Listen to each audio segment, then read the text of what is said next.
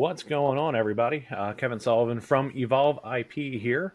Appreciate everybody taking time out of their Wednesday, Labor Day week. Have to always double check now. I'm not sure what day of the week it is, but appreciate everybody taking time out of their Wednesday to join us for today's conversation. So we'll give just a quick moment or two here for a few stragglers to come in, for folks who may not have been able to hit the 2 o'clock Eastern time here dot on the mark, but.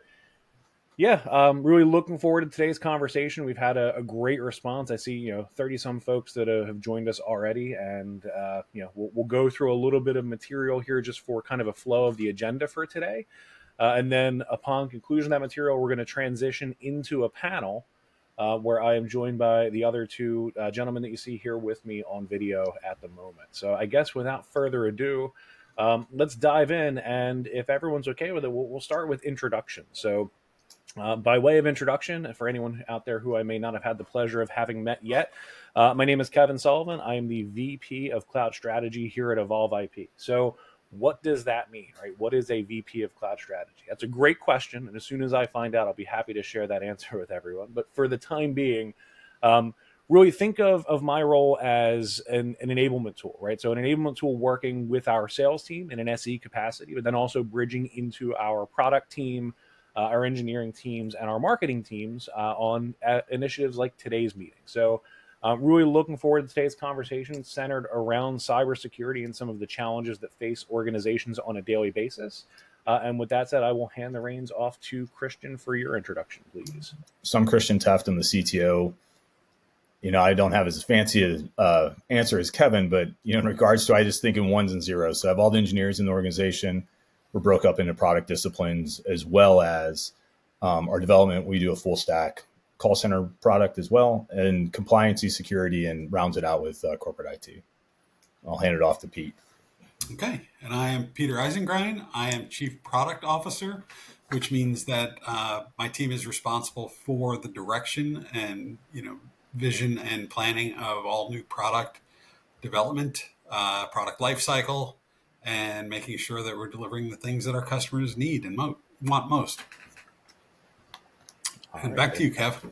Yeah, no, Pete, Christian, thank you guys both so much. And like I mentioned, right, we're going to go through some information here up front, but then Pete and Christian are going to rejoin us for an AMA panel. So we have a couple questions in advance for that panel, but then we'll also be opening that up to everyone here as an attendee.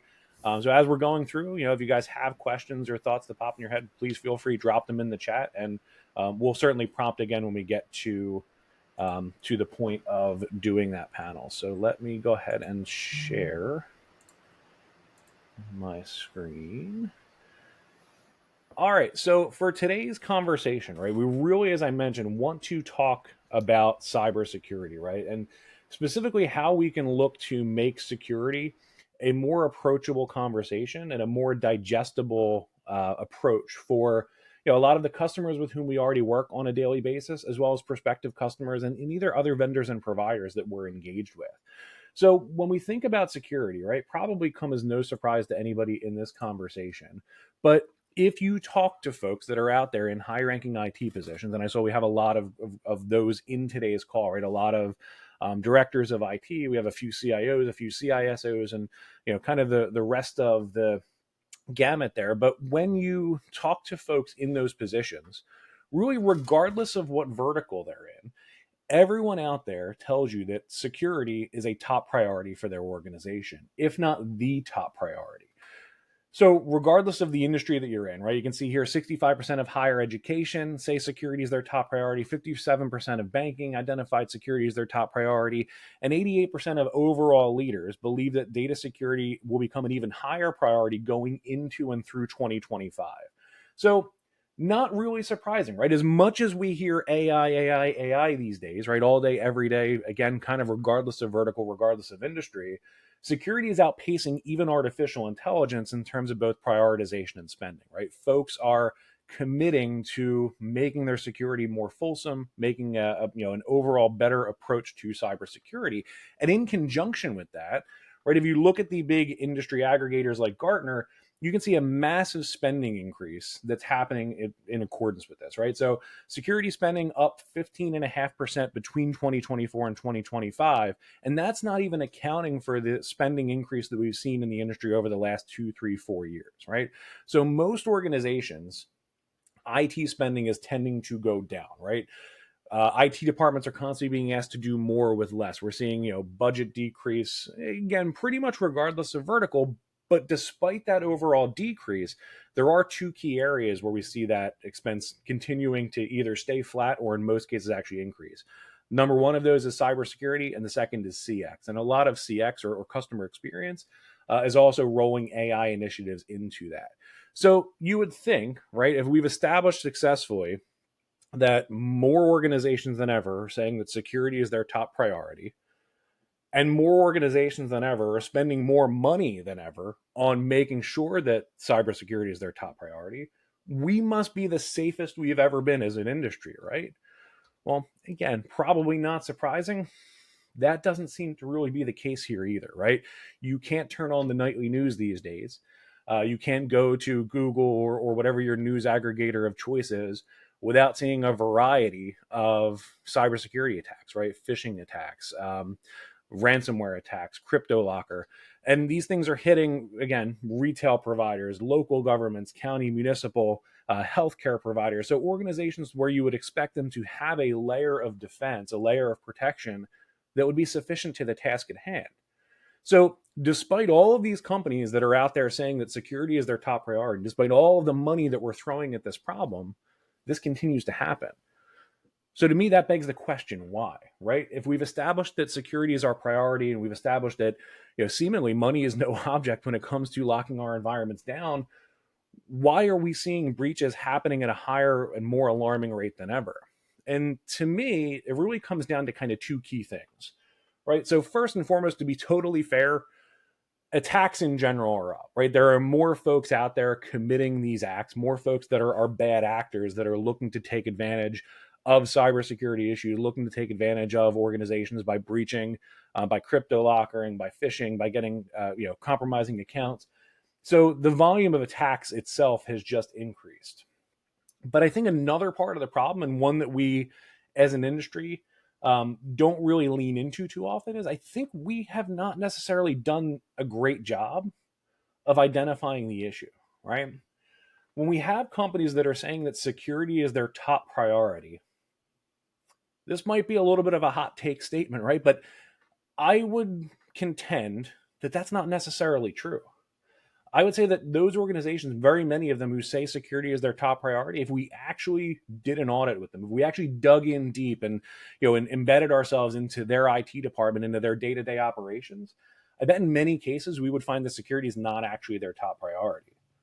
So if security isn't their top priority, what is, right? Why do we think that we're prioritizing security when we're not? And to me, I think the more realistic way of approaching this is looking at it to say, security alone isn't our top priority. It can't be. Because if it were, the easiest way for us to all become secure would be to walk into your data center, right? Unplug all of the network cables from all of your systems, disconnect the power from every server, every device, and congratulations, you're now secure. You're unreachable, right? Your data cannot be accessed remotely. It can't be accessed by a bad actor, but it also can't be accessed by anyone else. So if you were to take those measures, yeah, you might be secure, but now your productivity, your ability to actually perform work, your ability to accomplish anything of note of record is gone. So to me, I think that misidentification is that security alone isn't our top priority. Our top priority is actually the blending, right? The marriage of both security and productivity together. And I think a failure to identify that as what our actual priority is has led us to having a number of the challenges that we see on a regular basis, right? With how compromisations are happening and how, despite all of the spending and all of the time and the effort, we're still seeing issues because we've just misidentified really where our priority lies. So once we do that, right, we have a tendency to then look at security in that archaic model as like this single monolithic structure, right? We see cybersecurity as a thing that you can attain, something that you might go out and look to try to buy off the shelf from a provider. And again, as an industry, sometimes we haven't done ourselves a lot of favors, because there are folks that approach this as something that can be sold in that fashion too, right? Like you can just walk into a provider and buy the concept of security. And it doesn't really work that way, right? And we talk about like the marriage of security and productivity together. And I use that term very prescriptively, right? So why a marriage? Why is it the marriage of security to productivity? To me, it's just because, like any marriage, right? If it's going to work, it's going to require some form of compromise. Now, folks might hear that, right? You might think, like, Kevin, how dare you imply that we would knowingly compromise our own security in any capacity, right? Whether that's in the name of productivity or not, we wouldn't do that, right? We would never take any form of an action as an organization, as a company, as a corporation that would put ourselves, our data, our users, or most importantly, our customers at risk. But I'd wager we're all doing this all the time already, right? So unfortunately, I can't ask for like a show of virtual hands here, but I'll just ask a couple hypothetical questions that I'd love for everybody to think about, right? And maybe that's something we can dive into a little bit in the panel. But how many of you out there, of the 40 some folks that are on the webinar live right now, how many of you have remote workers? Right? How many of you embraced, especially since 2020, the concept of a hybrid workforce, whether that's for everyone all the time or for a select portion of your organization some of the time? How many of you leverage mobile devices, right? Whether those are laptops that leave the office or true handheld mobile devices and tablets. How many use SaaS applications, right? How many have taken the steps of saying, hey, we used to maintain this customer data, this ERP system, this CRM system, whatever it might be, in-house, but now we host that with a provider, right? And we trust that provider, we trust that vendor to ensure the integrity, the solvency, and the security of all of that data in that environment. Even cloud service providers, right? So in Evolve IP, how many of you out there? I know a lot of our current customers are on the call today. We have a few prospective ones as well, but even working with a cloud service provider, there's a level of risk that's involved there, right? We're taking some form of risk in the way that we're working on a day-to-day basis, right? Whether that's, through a remote workforce or a hybrid workforce, we're allowing folks who are outside of an area that we control, potentially on devices to which we have, limited control as well, especially for an organization that leverages bring your own device as part of your security. We're making those trade-offs in the name of productivity, right? We're making those trade-offs to make our users' lives easier, to enable them to have better access, to perform their job more succinctly, to better serve their customers, to better accomplish what it is that they need to do in order to do their work. So I think for us to take a more fulsome, a better approach to cybersecurity, if we think about it in those terms, we can then better quantify what that risk is. But like any problem, the first step towards solving is admitting that it exists, right? Admitting that even though many of us say security is our top priority, it really isn't, right? Security blended with productivity, blended with the ability for our folks to do the work that they are tasked with doing, is really the heart of what we're trying to accomplish. And once we do that, to me, then it becomes a much more attainable, much more digestible conversation. Right? So I talk about cybersecurity as like a single monolithic structure, right? And what does that mean? Well, I don't know why I was thinking about Egypt at the time of putting this deck together, but the image that immediately popped into my head is, think of it as the difference between an obelisk and a pyramid, right? So an obelisk, if we think of security as a single unified thing, man, that just seems an insurmountable task, right? And there are a lot of organizations that have approached security that way historically, that, hey, you know what? If we're talking about how we can lock our organization down to become more secure, maybe we're going out there and looking at an EDR solution, right? An endpoint detection and response. But we're not going to buy an EDR solution because we also need multi-factor authentication, and we also need single sign-on. We also need to have compliance audits that are done, and we need to have a disaster recovery solution. And by the way, we should also have email filtering and address the way that we're doing that.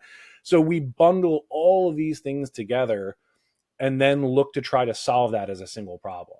And I think that's not the correct way of approaching it, right? Because now we're taking a job that's already difficult. We're taking a task that's already challenging, and we're making it practically insurmountable, right? I love the old adage of, how do you eat an elephant? One bite at a time, right? We have this elephant of cybersecurity need that's part of all of our organizations that we want to couple with the way that we're connecting our people to the stuff that they need to access in order to do the work that they need to do. And it would be great if we could break that down into some bite-sized chunks. And I think that's the pyramid approach, right? That's if we take this concept of defense in depth, right? And I'm sure many of you, hopefully all of you, have heard that term at some point within the last few years, defense in depth. The concept of defense in depth is that even if you find yourself in a situation where some form of your approach to security is compromised, right? Something gets past your spam filter. There are other systems in place that all work in conjunction with one another to mitigate that compromisation, right? So if something gets past your spam filter, ends up on a user's end user, an end user's computer, then you have an EDR or MDR or antivirus solution that's running on that machine that, hey, you know what, throws up a flag, says, I see a malicious, code injection or some form of a virus or some form of malware, spyware that got through our security measures and lives on this device. We're going to now isolate that, allow folks to get it and remediate it and do work to fix the problem. We can then take that several steps further, right? So what happens if something gets past your spam filter and gets past your EDR, MDR, XDR, antivirus solution, right? Now we have the ability to lock that down at the server level. We have the ability to have true data survivability through backup, right? Recoverability, through disaster recovery replication. So all these different blocks represent different parts of what might be a hypothetical defense in depth strategy for a customer. And the nice thing here is if you're an organization that's thinking you either want to reevaluate what you're doing from a security perspective already, or maybe you feel like you're lagging behind a little bit and it's time to really kind of roll up your sleeves and get into this security conversation and discovery for yourselves. Breaking these things down into their individual building blocks makes it so that you can take a really nice approach to not having to eat that whole elephant in one bite, right? So how you can break this down into a more approachable and digestible measure. If we had to focus on solely two things out of this entire pyramid structure here, and there are certainly more blocks that can get added to this, but I'd say the two most important, or the two best starting points if you're looking for inroads into these conversations: ensuring that your organization has some form of multi-factor authentication, a single sign-on, or identity management solution, right? So why MFA? Well, one of the big attack vectors that's out there right now is just through compromised credentials, right? And I know this is something that we'll definitely dive into a little bit more in the panel, so I don't want to get too far afield into the conversation, but there are a lot of compromised credentials that are floating out there that you can basically just go buy at a virtual flea market out on the dark web, right? You can get, a username that I used to personally have 3 years ago on LinkedIn and a password that was picked up somewhere in an account compromisation from a different supplier, at a different point in time. And then the bad actors, right, they'll sit there and take all those combinations of usernames with all those combinations of passwords and then do what they call a credential stuffing attack and put those two things together and just start hammering every single possible system that they can think to try to log into with those two things. Multi-factor authentication helps organizations have a 99.2% reduction of risk of those types of attacks, right? So it can help in over 99% of cases where an account would be compromised because the username and or the password have somehow gotten out there into the open, just by simply having some form of MFA solution, right? So whether that's something like Duo, which is part of the Evolve IP offering, Google Authenticator, Microsoft has their own MFA solution that's built into their 365 platform. So short version of that is if you're not doing MFA already, definitely start there and ensure that you have some form of multi-factor authentication. And to our earlier point, if you don't have MFA already, I would almost guarantee it's not because you don't see the value in it, but it's because your organization has probably historically pushed back because there would be a negative impact to there would be a perceived negative impact to your user experience, right? We don't want to do multi-factor authentication because it's hard. It makes the user's login process longer. Users don't like it. They feel like they have to jump through a lot of hoops to get to the things that they need to in order to do their work. So again, that's that marriage of security and productivity. So if you can find ways to implement a multi-factor authentication solution that is not to the detriment of your user experience, so doing something like a consolidated approach to end user computing with DAS, desktop as a service, that makes it a lot easier to integrate those types of security apparatus, those types of security additions into the way your folks work today.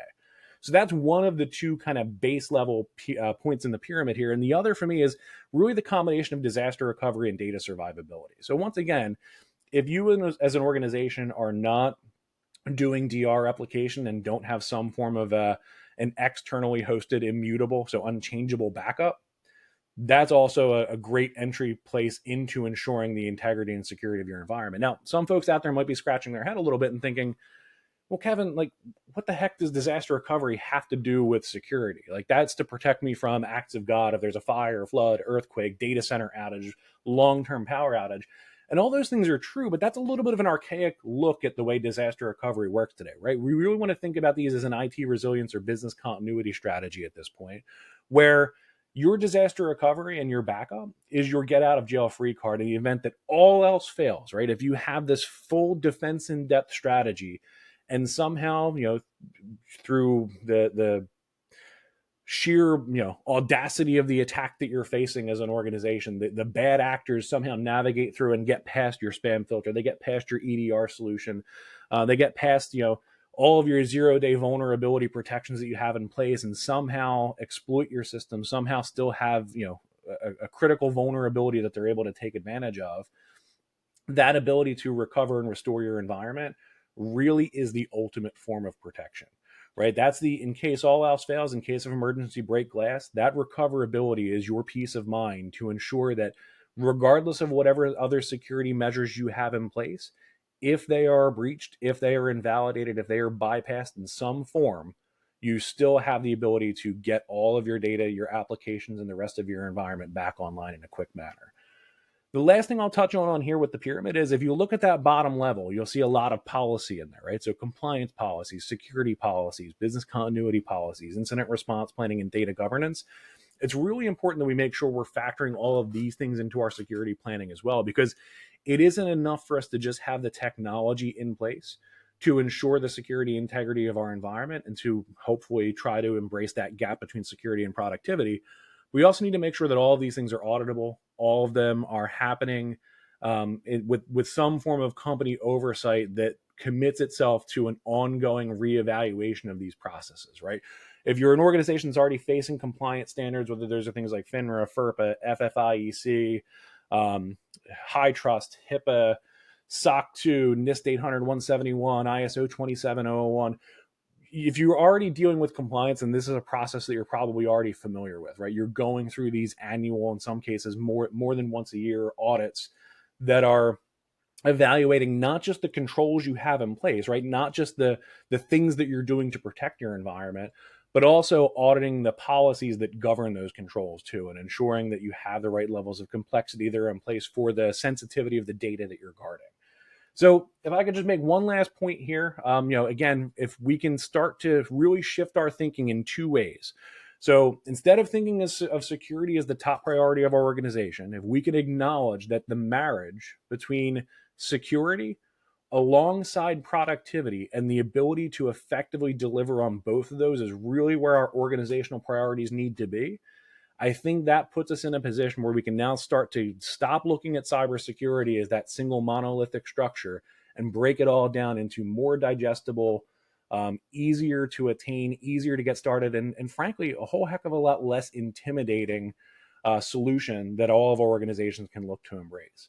So with that said, I know I've been rambling now for 20 minutes, but I'd love to bring back in both Christian and Pete, two gentlemen who are a whole heck of a lot smarter than myself, and transition into our panel. So once again, if anyone had any questions to drop in over the course of the conversation, great. Can't wait to see them and talk through them. And if not, I know Pete will be providing some instruction on how to do that as well. So Pete, sorry if I stole your thunder there.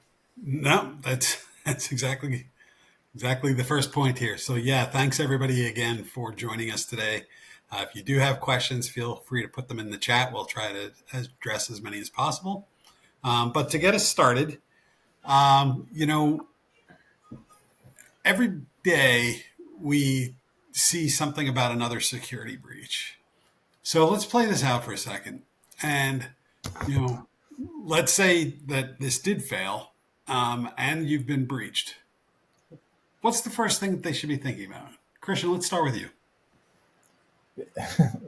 Pete, that's such an interesting question because I think my answer 6 months or a year ago would be radically different than today. And so let me walk you through the mindset, right? And I just always, unfortunately, I go to analogies. I don't know if that's an engineering thing or just, me not liking to use industry, standard acronyms. But it'd be the same way as if you came home you're out for the day or night and you come home and your front door is open, most people aren't going to run in and start looking for what was taken, right? Because I think that's what anybody in a corporation today worries about is like, was my data taken and what exactly?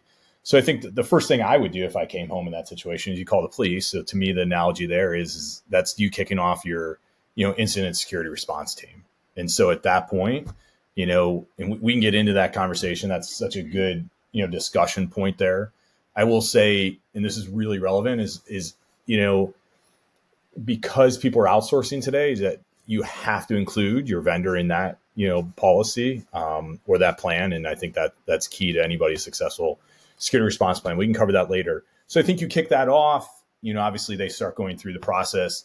They go in and then the first thing they're going to do is make sure the house is clear, right? Because you're not going to want to go back in if it's dangerous. And so they want to make sure that, if someone's still in your servers or still in your data. And then you obviously go back and you're starting things in parallel process, right? You're probably starting recoveries elsewhere, et cetera, et cetera. But you then obviously need to go and understand what data was taken, for many reasons, whether it's you're governed by a compliancy that you have to report it, or obviously just for you want to know what data was taken out there. So that would have been, Pete, that would have been my answer probably until about 6 months ago. But, and I think everyone's seen this, is that in the new world we live in, we've seen organizations that literally have shut down for a week because they don't go through that process, right? They literally are just like, we assume the whole house, back to the analogy, is compromised. They're probably still in there. Like, we're just going to put that over to the side, and they build a brand new infrastructure, from data that they know is clean. And so I think in the old world, it was much different than it is today. And Kevin, I know you talk to a lot of customers, what do they, sort of express in that similar question or answer? Yeah. It's funny because I love the analogy there. Right. And in my head, I always love to think, not just in terms of analogies, but in terms of things that I've seen folks do who maybe are customers in a kind of a previous life here, or just some anecdotal things that I've heard other folks dealing with in the industry. So I love that visual of like, a couple walking home and finding the front door open. But I don't necessarily agree that the first thing that they do is they run into the house to figure out what's missing. I think the first thing that they do is that they look at each other and say, "You forgot to lock the door" at the same time, right? Because the thing that I see everybody do wrong here is that everybody immediately looks to start ascribing blame, right? And in a lot of these cases, I hate to say it this way, but most of these breaches are kind of blameless, right? Like there's some upstack or upstream compromisation that ultimately ended up happening. And in a lot of cases, it's a significant amount of time ago that's been open to the world for a long time that just eventually got found and got compromised and taken advantage of. So I agree with you. I think the right way of looking at it, and just like you love analogies, I love my little acronyms, right? But if you find that someone is breached your organization, right, what's the first thing that you feel? Anger. So think of ire as the way that you respond to that, right? So ire, isolate, remediate, educate. So if you can isolate the nature of what the problem is, figure out and make sure that there isn't some backdoor that's going to remain open, you then fix that problem. But once that problem is fixed, a lot of people then think, hey, my job here is done. It's not, right? Then you have to go through and educate not just your users in terms of how to avoid a breach, but educate your own internal IT team, educate your senior management, because more and more we're seeing C-level executives that they're the ones that are being held accountable, right? United Healthcare gets pulled in front of Congress. It's not the IT director. It's not the systems administrator. It's not even the CTO that gets pulled up there to give congressional testimony. It's the chief executive officer of the company. Right. So we need to make sure that we're adequately educating both up channel and down channel in organizations when a breach does occur, to ensure that, we put ourselves in a position where there is no blame for it happening again.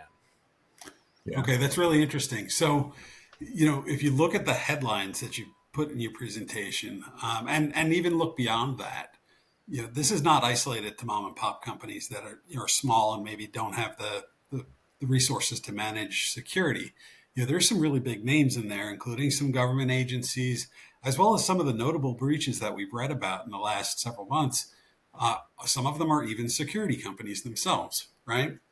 So given all the different ways that you can secure a network, It still seems like the human element, the you forgot to lock the door, is still our biggest vulnerability. So how do we deal with that? So maybe Kevin, I'll do my analogies. I don't know if I have one for this, but I think Kevin hit it, which is, or maybe I should go back a step. I think when I'm engaged with a customer, it's a little bit down the process of they've already decided that they're going to take a service, consume a service, and you sit down with them. And I think,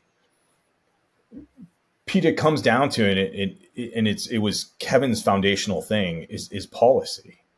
And what I see first and foremost is, and no one ever, has a plan that's 100% guaranteed.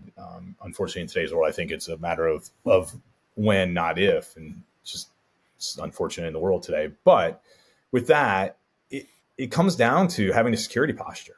And so when people, I mean, Kevin's slide was massive, and I've seen customers literally try and take, check a box in the Hollywood squares, and then you've seen others that are really comfortable with taking down 2 or 3, because I think it does come down to their security posture. They've gone through the process and defined what is most relevant to them, and I think immediately it's a couple in there.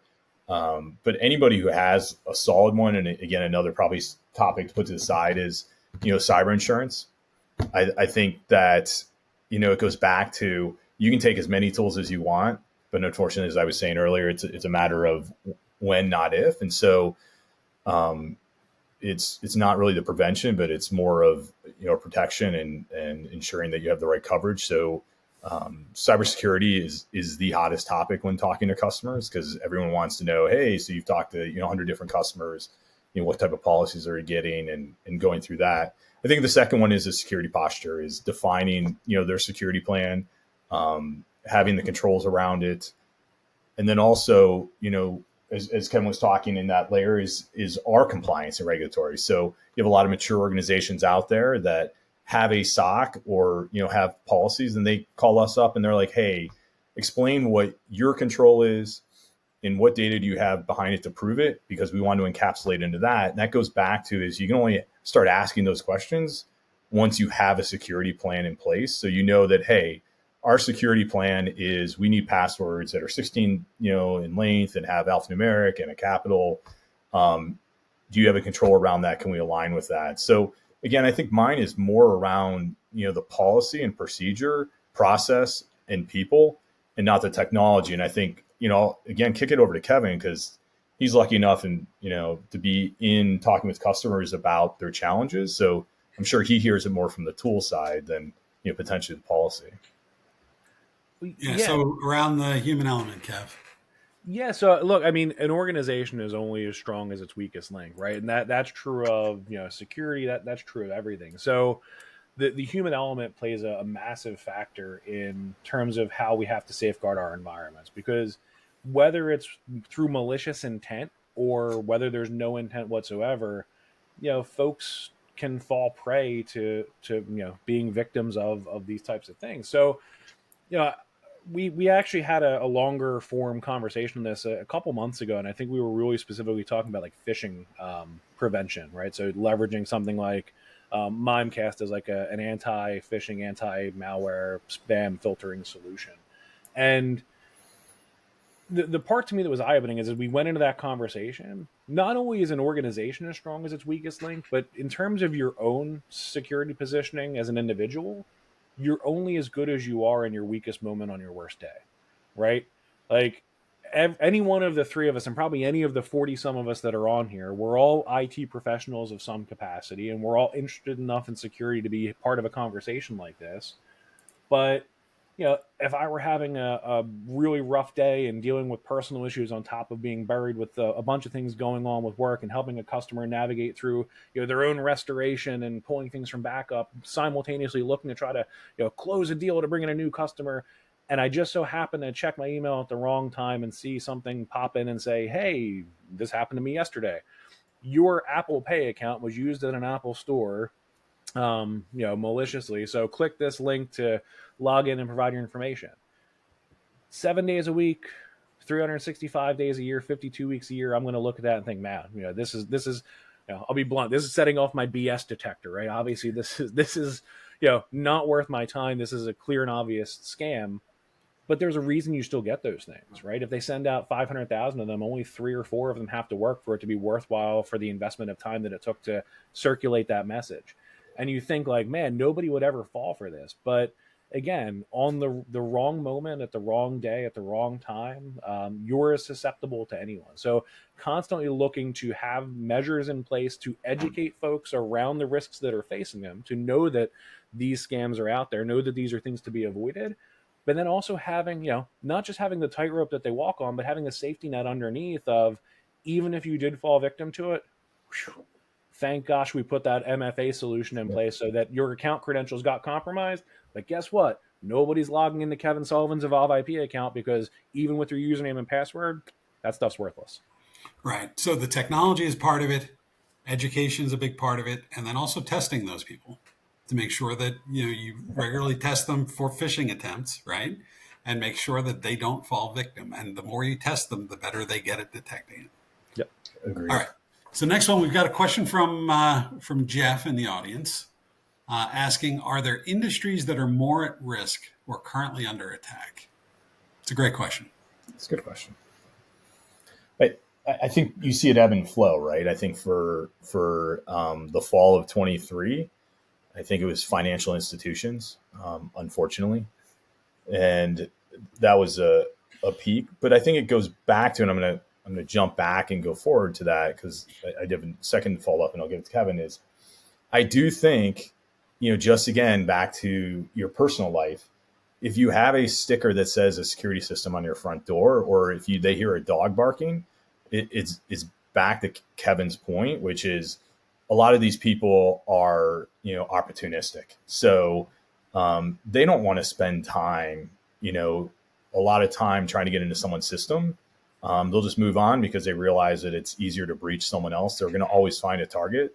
So I do think that even 1 or 2 tools is effective, because it's like having a dog or a security system on your front door. It will kind of spook some people. But, back to the industry, the banking was hit just because, it's high value, high target. And I think anybody that has highly sensitive PI information as well. So that was my quick answer. Kevin, I don't know if you had anything else you'd add, or even, Peter. Yeah, it's funny because, like you said, it's changed over time, right? So you go where the money is, right? And that's true whether you're on the up and up or you're someone with, bad intent out there. So for these attackers, historically, that meant we would look specifically at going after financial institutions, going after healthcare providers because of all the personal information that's in a healthcare record, and more recently going after government entities. But I feel like even that has started to shift, where now they're seeing that the highest form of profitability, if you are a malicious actor, is in providing service interruptions and ransomware attacks, that you're not stealing user information, you're not stealing social security numbers and bank account numbers.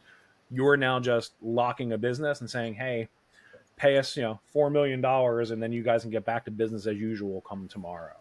And organizations pay those ransoms to maintain continuity of operations. And the amazing thing is, some of these ransomware shops are just so refined and well developed at what they do that they provide a better customer service experience than most of us who actually operate in the space, legally, right? They'll make sure that it will never be easier for you to engage with them and make sure that they get their money, and then you get your decryption code, and they'll make sure that everything goes smoothly as you go through that decryption process, because they want to set that precedent of, hey, the next time they do this to someone else, they have a reputation of, even though they're a bad actor, it's worth paying them that ransom because you actually do get your stuff back, and you can trust that crook as opposed to the other ones that you can't trust. So I think we're starting to see a lot more attacks that are happening regardless of industry. We saw a very big one earlier this year, specifically in the auto dealership space, where their back-end system that they primarily leverage three different SaaS applications. So they outsource a lot of all of their dealership inventory management, their customer management, their ERP system, and one of those 3 main providers was crypto locked, on and off for, I think it was a 2 or 3 week period that massively negatively impacted auto sales here in the U.S. And again, I believe, and don't quote me on this because I'm not 100% sure, but I believe the resolution of that was that they ultimately ended up paying their ransom. Yeah, that did appear to be the case. And the FBI recommends against it. But I think that what you're saying, where they've begun to become somewhat credible in that pay them the ransom and they're gonna get you back in business. So that seems to be the easier path than trying to just push forward, especially if you haven't built out your plan ahead of time. And we saw it both in, like you said, in the auto. There has been a number of government agencies. There was healthcare, a huge United Healthcare breach earlier this year. The other thing, too, probably worth mentioning is I've seen some articles around some of these where, yes, in some cases you pay them the ransom, they get you back up, but in some cases they'll also steal your data first, right? So now they've got two opportunities, and then there's a third opportunity where, okay, you've paid them the ransom to get you back in service.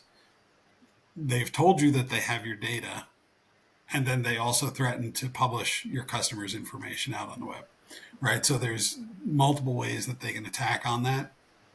Well, they also offer their own protection rackets too, Pete. Right? So that's another one that's now going around as, hey, we breached you, you paid us the ransom, but now if you pay us a monthly fee, we'll also ensure that's a lovely plate glass window that your business has. There, it'd really be a shame if someone came along and threw a brick through it. Mafia tactics. So that's another whole aspect of this too, where now, yeah, we breached you, but we'll make sure that we protect you against that same exploit, somebody else taking advantage of it too. We're not going to fix it, but you just pay us and we'll make sure we keep an eye on it for you.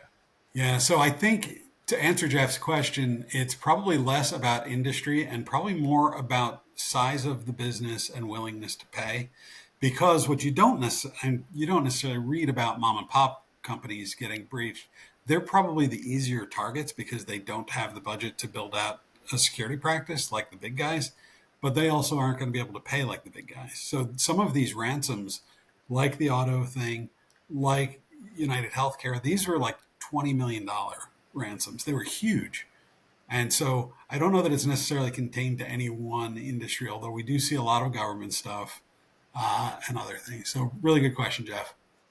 All Well, right. also, So Pete, if you have less to protect, and if you're a small organization, that usually means you have less bureaucracy to navigate as well. It's a lot easier for you to pivot. So almost counterintuitively, smaller organizations tend to be able to react faster and then end up with a better security posture than even larger ones, right? Like, the Titanic struck an iceberg because it was a really big ship with a really small rudder. yeah, And I think you find that with organizations like United Healthcare and Fulton County down in Georgia. And, these are large entities with a lot of data, a lot of controls, and a whole lot of hands in the cookie jar for who manages it, runs it, and governs it. And that can make implementing some of these types of security solutions, especially if you take that kind of all-in-one approach, really, really challenging.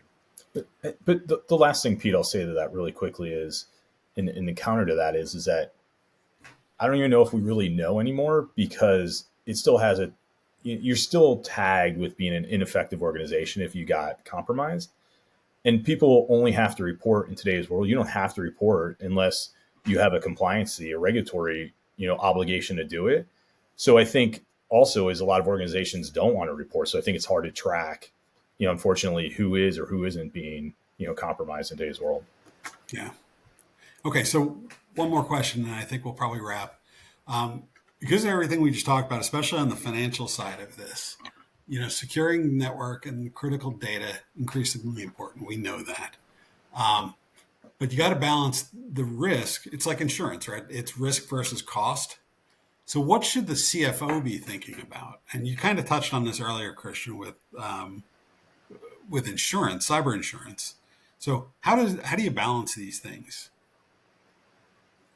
I think the first thing you have to go through, and it's much easier said than done, is that, go through a simulation and understand, what a disruption costs.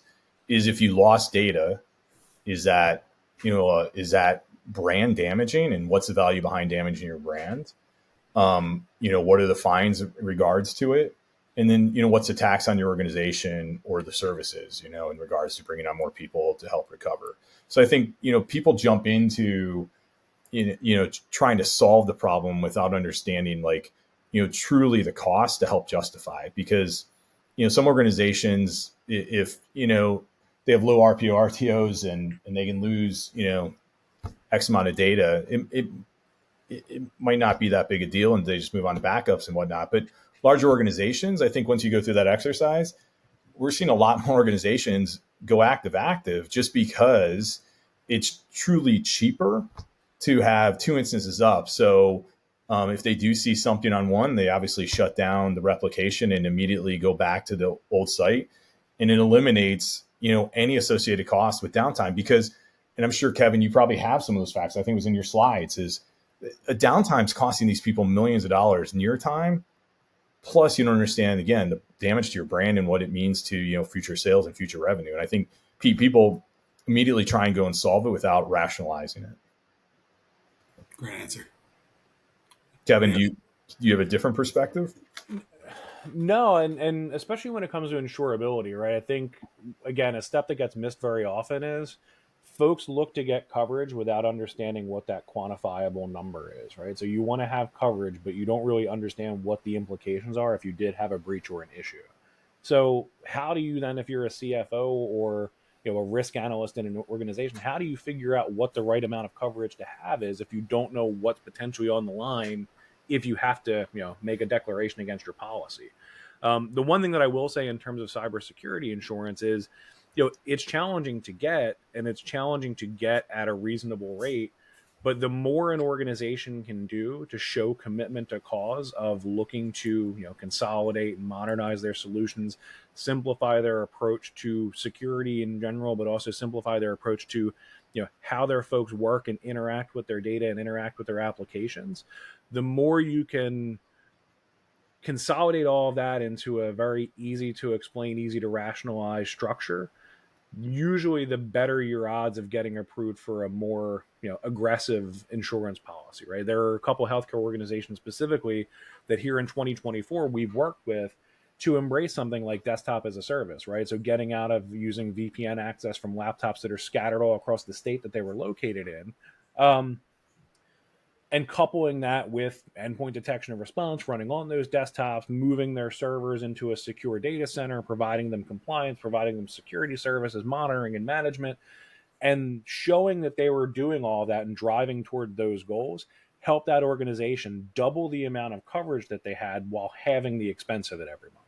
So they were getting twice as much coverage for half of what their cost was. So there's a lot that you can do out there to help yourself as you're going through that process. But I think, Christian, you nailed it there, which is you need to start from a place of information, right? And, no vendor, no provider, not Evolve IP, not Kevin, not Pete, not Christian, not one of us, right? And no one else in the space can come into a customer and tell you how to adequately protect your business, right? We can make suggestions, but that your data is your own.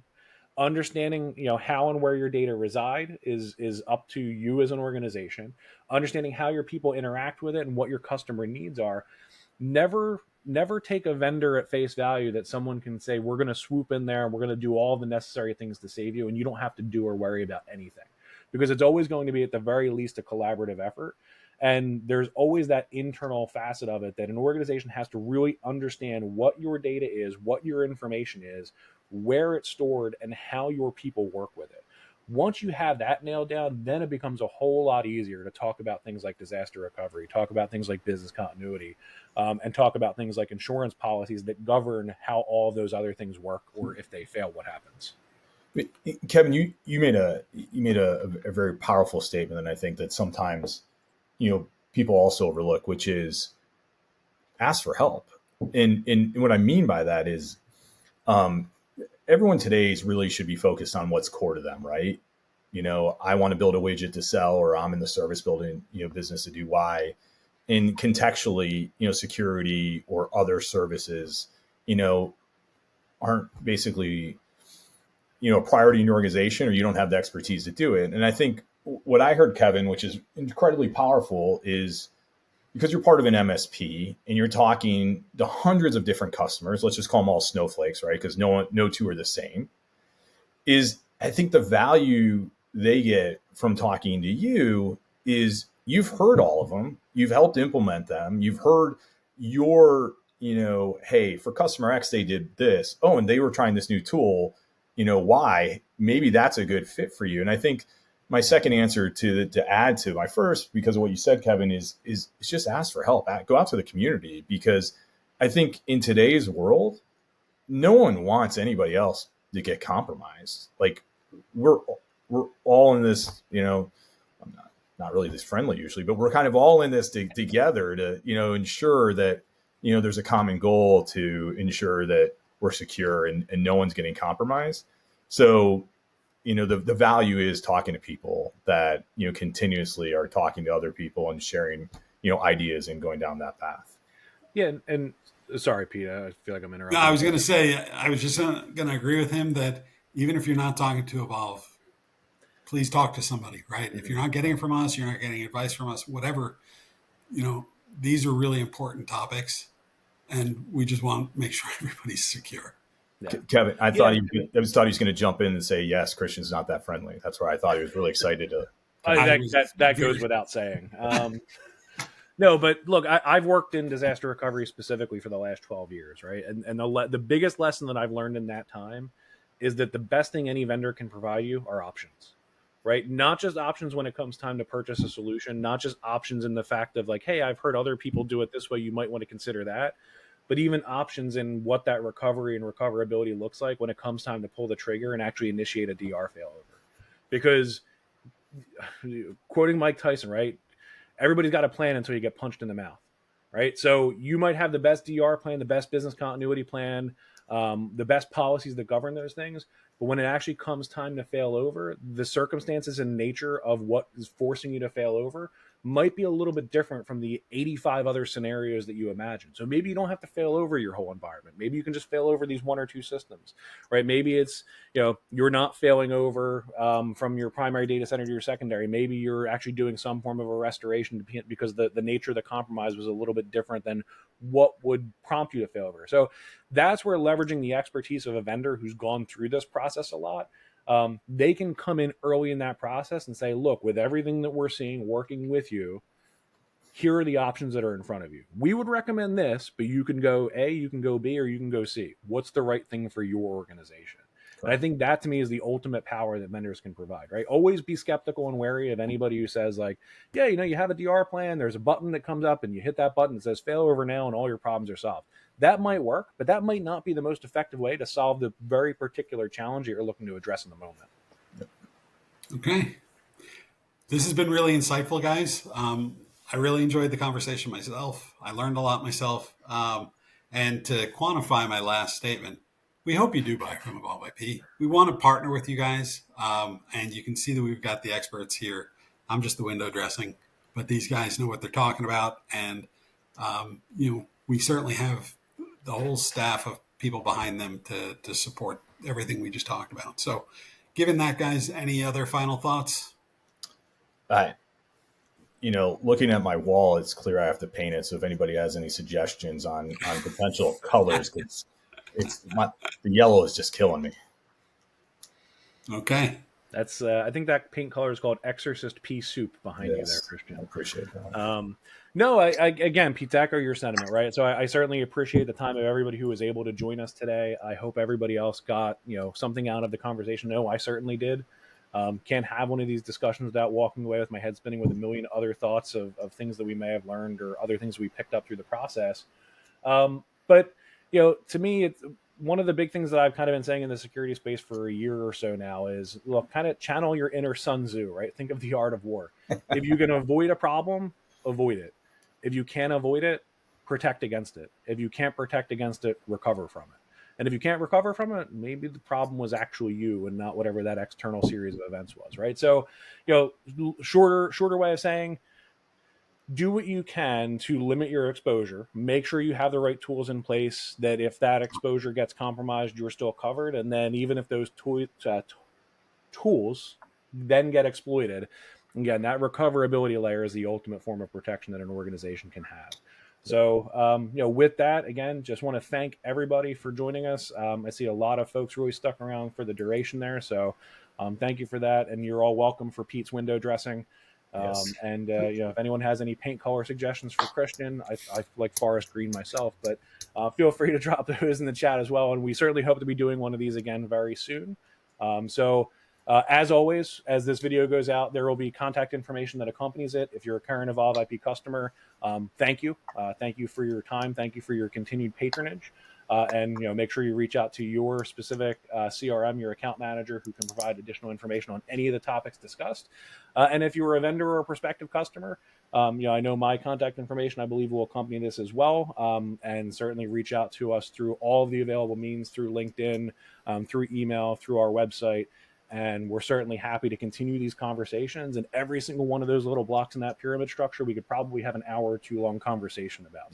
We didn't want to do that for the mass audience today, but certainly would love to have that discussion with you guys as well. And if you can't tell, we all love talking about this stuff. So I'm certainly happy to do so. But really appreciate everybody's time. Hope you guys have a great rest of the week. And thank you again. Take care. Thanks. Bye, everybody.